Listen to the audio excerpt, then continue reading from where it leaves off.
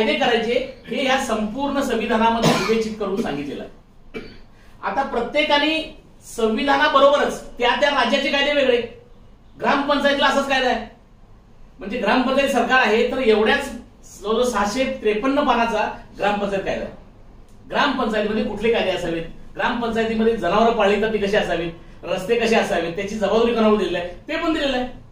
पण झालं कसं, या आपल्या पिढ्यानपिढ्या चालणाऱ्या राजकीय लोकांच्या वर्गस्तामुळं गावातला पुढारी एकच, तालुक्याचा पुढारी एकच, जिल्ह्याचा पुढारी एकच, आणि तो सांगल ते राज्य, हे लोकांना लक्षात आलं नाही. लोकांना हे समजायला पाहिजे होतं की आपण ज्यांना नेमून दिलंय त्यांनी याचं वाचन केलंय का, त्यांनी संविधानाप्रमाणे काम करतात का, आणि हे लोक अडाणी कशी राहतील अशी व्यवस्था राबवली गेली आणि आतापर्यंत लोक अज्ञानी राहिली गेली.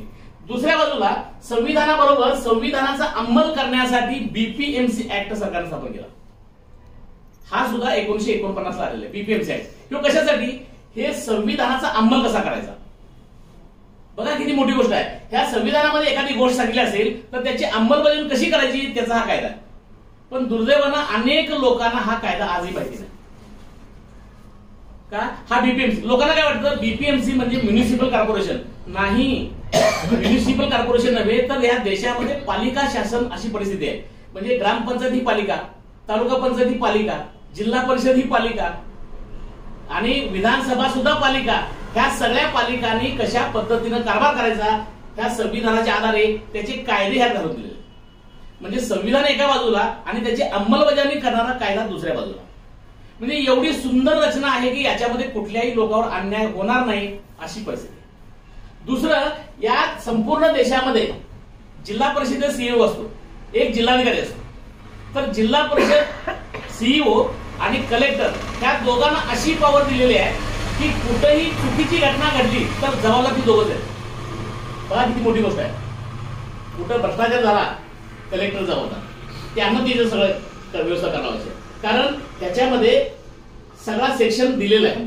त्याच्या अंमल करताना चूक झाली तर ती कलेक्टरनं बघायचं आहे, ग्रामपंचायत एरियामध्ये झालं तर सीईओनं बघायचं आहे. आणि या दोघांनी मिळून कुठंही चुकीचं घडणार नाही त्याच्यावर अंकुश ठेवायचा आहे. सगळा कायदा याच्यामध्ये सांगतो. मग एवढं चांगलं असं का बघत नाहीत. आपण म्हणतो ना ही जर ह्यांना ताकद दिली आहे मग का घोटाळे होत आहेत, तर त्यांना जिल्हाधिकाऱ्याला 17 जिल्हाधिकाऱ्यांची कामं दिली आहेत. तू बघू नाही शकत. म्हणजे एक कोल्हापूरचा जिल्हाधिकारी घेतला तर त्याच्या अंडर 17 उपजिल्हाधिकारी आहेत. मग ते 17 उपजिल्हाधिकारी काम करतात ते बघायचंच आहे आणि बरोबर जिल्ह्याचं काम बघायचं आहे. म्हणजे एकटा जिल्हाधिकारी सगळ्या जिल्ह्यावरती नियंत्रण नाही ठेवू शकत आणि म्हणून ह्या घोटाळे वाढायला लागले. मग त्यांना काय वाटतं की मी कुठं कुठं लक्ष देऊ, मग त्यांना नियंत्रण करण्यासाठी सरकार कमी पडतं. मग आपल्याला जनतेला हे जागृत होऊन ग्रामपंचायतीपासून ह्या कायद्याची अंमलबजावणी करणारी यंत्रणा राबवावी लागली. ग्रामपंचायतीमध्ये आपण थोड्या वेळासाठी पक्ष पार्ट्या बाजूला जाऊ द्या. मी नागरिक आहे आणि नागरिक म्हणून मी कसं याच्यामध्ये वापर करायचा आहे हे जाणून घेणं गरजेचं आहे. जसं ग्रामपंचायत अधिनियम आहे त्या ग्रामपंचायत अधिनियमाचं वाचन ग्रामपंचायती सदस्यांनी पहिल्यांदा केलं पाहिजे आणि मग सदस्यांनी कायदा समजून घेतल्यानंतर त्यांनी गावाच्या नागरिकांना जागृत केलं पाहिजे. कायदा काय सांगतो, समजा पंचायतीकडे आता वर्षाला 1 कोटी रुपये फंड येतो, 2 कोटी फंड येतो बऱ्याच गावांना, आपल्या गावाला 2 कोटी पण फंड येतो. आता तो फंड आल्यानंतर ग्रामपंचायतीनं तो फंड वार्ड वाईज विभागणी करायची.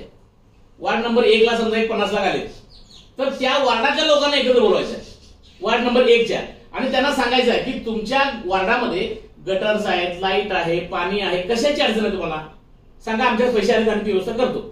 असं काय झालं का, आम्हालाच माहिती नाही किती आलं कोणी घाला. मग ह्यात सांगितलेलं आहे तर तुम्हाला आम्हाला माहित नसल्यामुळे तुम्ही आम्ही ग्रामपंचायतीला विचारत नाही का, मी साधने नाही.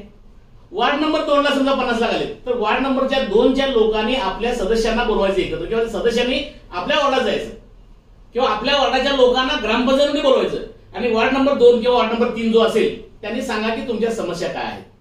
मग ही सगळी यंत्रणा अशा पद्धतीनं राबली तर कुणावरही अन्याय होत नाही, भ्रष्टाचार होत नाही. समज कशाचे आहे, संविधान समजून घ्यायचे, ग्रामपंचायत अधिनियम समजून घ्यायचा आहे, त्याचे माझे मूलभूत अधिकार समजून घ्यायचे. त्याच्यामध्ये अनेक तरतूद आहे. आर्टिकल 50 मध्ये, माझ्याकडे इंग्लिश आणि मराठी दोन्ही आहे. आर्टिकल 50 काय म्हणतं, the state shall take step to separate judiciary from executive. याचा अर्थ काय होतो, कुठलंही राज्य, ग्रामपंचायत राज्य असेल, तालुका असेल, जिल्हा असेल, त्याने अशा प्रकारचे कायदे करायचे त्या कायद्यामध्ये कोर्टानं ढवळाढवळ करायची नाही असे दिले. ह्याचा अर्थ काय झाला? समजा तलाट्यानं खाडाखोड करून चुकीचं नाव लावलं, आपण कोर्टात नाही जायचं. कायदा सांगतो की तुम्ही सर्कलकडे जायचं. सर्कल नाही केलं तर तहसीलदारकडे जायचं, तहसीलदार नाही केलं तर प्रांताकडे जायचं, पण कोर्टात जायचं नाही. कारण त्यांना ठराविक पिरियडमध्ये 15 दिवसाच्या काळामध्ये ते सोडून दिलं पाहिजे. म्हणजे कुठल्याही सरकारी टेबलला एखादी तक्रार दिली तर दप्तर तिरंगाई नावाचा कायदा केला सरकारने. त्या दप्तर तिरंगाईच्या कायद्याप्रमाणे 15 दिवसात त्या केसचा निकाल लागला पाहिजे. एवढं चांगलं सोल्युशन आहे. पण होतं काय? आपली पॉवर नसताना तलाट्याची केस कोर्ट आतमध्ये घेतो आणि कोर्ट सुनावणी लावतो, त्याला 10 वर्ष लागतात. कायद्यात सांगितलं की हे तुम्ही एकामेकाच्या हातात घ्यायचं नाही, पण कोर्ट घेतं ही पहिली चूक आहे. कोर्टानं घ्यायला नसायला पाहिजे ना.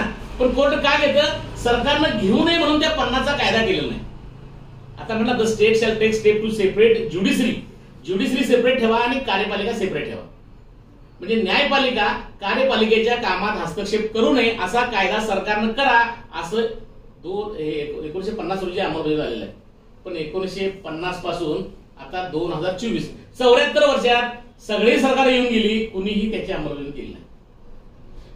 दुर्दैव हेच आहे की तुम्ही आम्ही जागरूक म्हणून समाजासाठी, माझ्यासाठी मी वाचणं गरजेचं आहे हे समाजाला जाणीव होत नाही. आणि ती जाणीव करून देण्यासाठी अशा प्रकारच्या वाचनाच्या माध्यमातून गावोगावी सरकारनं ती यंत्रणा राबवली.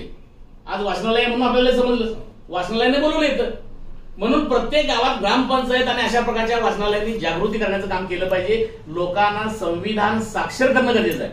ते वाचायला लिहायला शिकले पण संविधान साक्षर नाही झाले, ही दुर्दैवाची गोष्ट आहे. मी तुमचे काही प्रश्न असतील तर सोडूया आपण. प्रश्नाची मला शंका, कारण हे सांगायचं झालं तरी लेक्चर संपत नाहीये. खूप मोठं काम आहे. तुम्ही थोडं कधीही समजा. याबद्दल काय तुम्हाला शंका असेल कधीही मला विचारा.